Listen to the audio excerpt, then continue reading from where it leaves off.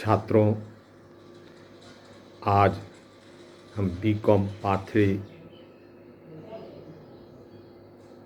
के लिए आयकर से संबंधित विषय पर कुछ चर्चा करेंगे। Income tax, law of income tax, इस विषय का पूरा नाम है टैक्सेशन लॉ एंड अकाउंट्स।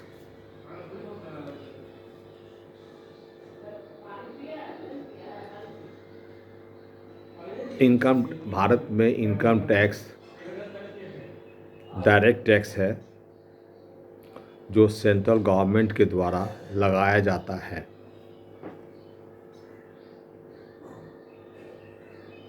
आयकर, जैसा कि नाम से संबंधित है, किसी व्यक्ति की जो आय होती है एक वर्ष के अंतर्गत, उस पर जो कर लगता है उसे आयकर कहते हैं। आयकर की गणना के लिए जो वर्ष होता है वो वित्तीय वर्ष होता है, फाइनेंशियल ईयर, जो कि 1 अप्रैल से 31 मार्च तक के लिए होता है। यानी प्रत्येक वर्ष के 1 अप्रैल से 31 मार्च। तो हम सबसे पहले ये जानेंगे कि आय किसको कहते हैं। आय की कोई परिभाषा आयकर अधिनियम में नहीं दिया हुआ है। भारत में आयकर अधिनियम 1 अप्रैल 1962 से लागू हुआ है। इस अधिनियम के अंतर्गत आय की कोई परिभाषा नहीं दी गई है। केवल इतना उल्लेख किया गया है कि आय के अंतर्गत किन किन मदों को शामिल किया जाएगा, जैसे मुख्य रूप से लाभ, जिसको कहते हैं profit, dividend, income from donation, subscription, चंदा,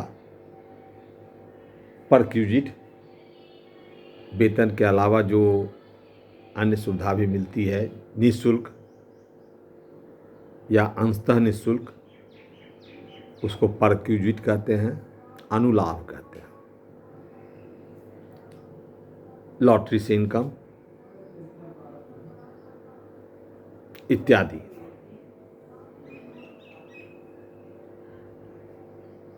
आय में जो आयकर योग्य होता है, कर योग्य आय होती हैं, उनको हम 5 स्रोत बता सकते हैं। इसको हम कुल को हम ग्रॉस इनकम भी कह सकते हैं। Salary, income from house property, income from trade and profession, वेतन से आय, मकान संपत्ति से आय, व्यापार एवं पेशा से आय, कैपिटल गेन और अदर इनकम। इन चारों के बाद जो भी इनकम होते हैं उनको अन्य स्रोत से आय के अंतर्गत रखा जाता है। इन पांचों के योग को ग्रॉस इनकम भी कहते हैं। इनकम में एक शब्द आता है आकस्मिक आय, कैजुअल इनकम। आकस्मिक आय ऐसे आय को कहते हैं जिसकी कोई निश्चितता नहीं होती है, नियमित रूप से नहीं मिलता है, अकस्मात उत्पन्न हो जाता है। जैसे कोई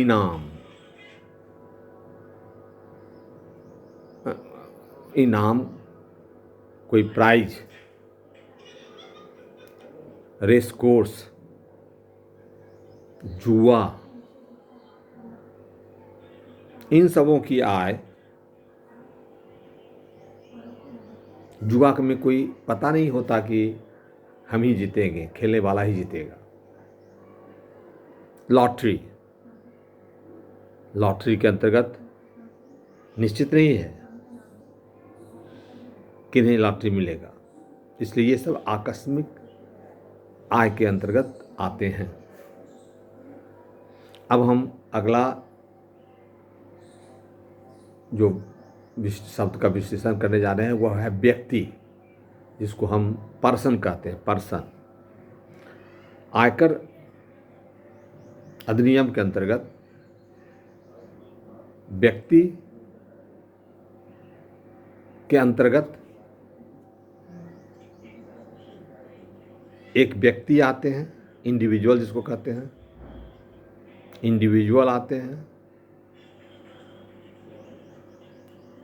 अनडिवाइडेड हिंदू फैमिली आते हैं, फर्म आते हैं, कंपनी आता है, एसोसिएशन ऑफ पर्सन आते हैं,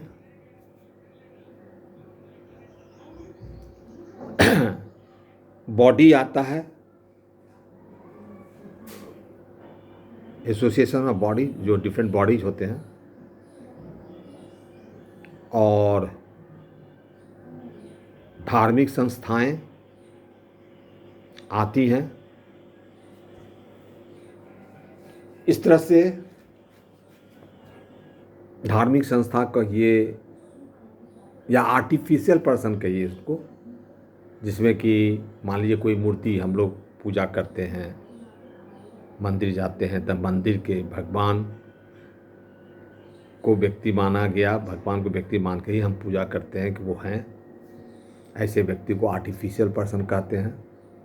अब अपना विश्वविद्यालय लीजिए, विश्वविद्यालय भी एक व्यक्ति है, आर्टिफिशियल पर्सन है। तो ये व्यक्ति के रूप में भी बताया गया आपको। अब हम आयकर के अंतर्गत अगला शब्द जो बहुत महत्वपूर्ण है वो है करदाता। करदाता, ACC। करदाता वैसे व्यक्ति को कहते हैं जो आयकर अधिनियम के अंतर्गत किसी कर को देने के लिए दायी हैं, अपने इनकम पर जो कर लगेगा उसको देने के लिए रिस्पॉन्सिबल हैं। ये करदाता कहलाता है। करदाता के अंतर्गत दो तरह के करदाता होते हैं, एक माना हुआ करदाता और दूसरा माना हुआ कहते हैं टीम्ड ACC, और दूसरा होता है ACC इन डिफ़ॉल्ट, चूक में करदाता, चूक के लिए करदाता। माना हुआ करदाता वैसे व्यक्ति को कहते हैं जो किसी दूसरे के आय पर कर देने के लिए दायी होते हैं। जैसे मान लिया जाए कि हम किसी व्यक्ति के उत्तराधिकारी के रूप में उसके संपत्ति देनदारियों का टाइटल स्वतः मिल जाता है,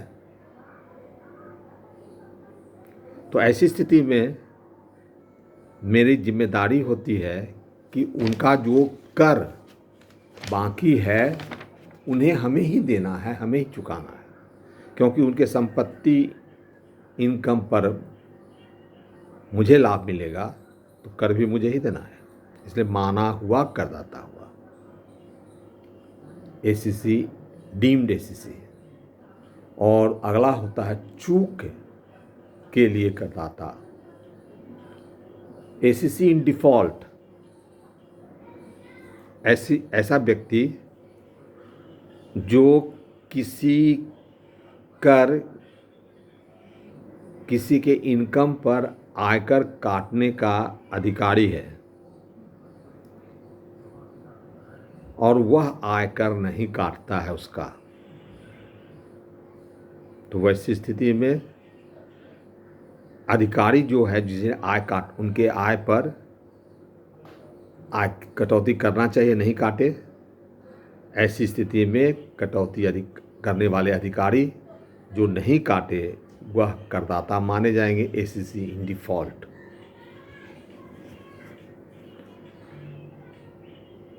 प्राय एट सोर्स पर जहां टैक्स का डिडक्शन होता है, जो एट सोर्स पर टैक्स डिडक्ट करने वाला जो ऑफिसर होता है, ऑफिशियल्स, अधिकारी, उन्हें टैक्स काटना चाहिए अपने एम्प्लॉइज़ का और नहीं काटते हैं, तो ऐसी स्थिति में वह अफसर ही करदाता हो जाएंगे। इन्हें ही एसीसी इन डिफ़ॉल्ट कहते हैं। अब एक बात, अगला शब्द है कर निर्धारण वर्ष, असेसमेंट ईयर। कर निर्धारण वर्ष हर एक वर्ष 1 अप्रैल से आरंभ होता है और 31 मार्च को समाप्त होता है, जिनको हम वित्तीय वर्ष भी कहते हैं। तो चूँकि कर निर्धारण वर्ष इसलिए कहते हैं कि हम उस वर्ष किन्हीं व्यक्ति के कर का निर्धारण करते हैं, तो जाहिर है कि कर निर्धारण जब उनकी आय होगी तभी कर होगा। तो आय तो हो चुका होता है, यानी विगत वर्ष की आय पर कर की गणना करते। इस विगत वर्ष को, जिसको हम कि आयकर में टर्मिनोलॉजी कहते हैं गत वर्ष, प्रीवियस ईयर। कर निर्धारण वर्ष प्रत्येक वर्ष के 1 अप्रैल को शुरू होता है और अगले वर्ष के 31 मार्च को समाप्त होता है। ठीक कर निर्धारण वर्ष के आरंभ होने से पहले जो वर्ष बीता उसको हम गत वर्ष कहते हैं, प्रीवियस ईयर कहते हैं। उदाहरण स्वरूप समझावें हम, 1 मार्च 2019 से 31 मार्च 2020 में हम किसी व्यक्ति का कर निर्धारण करते हैं, तो इनका गत वर्ष होगा 31 मार्च 19 से पहले, यानी 1 अप्रैल 2018 और से लेके 31 मार्च 2019। 1 अप्रैल 2018 से 31 मार्च 2019 गत वर्ष होगा।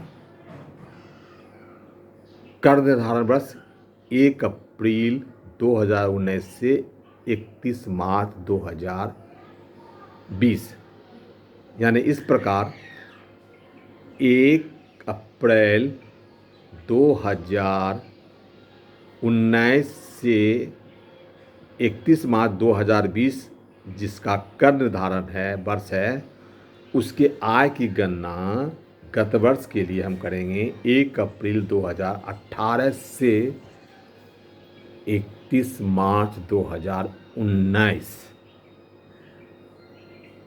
और किसी व्यक्ति की आय की गणना उसके गत वर्ष की आय पर ही होता है।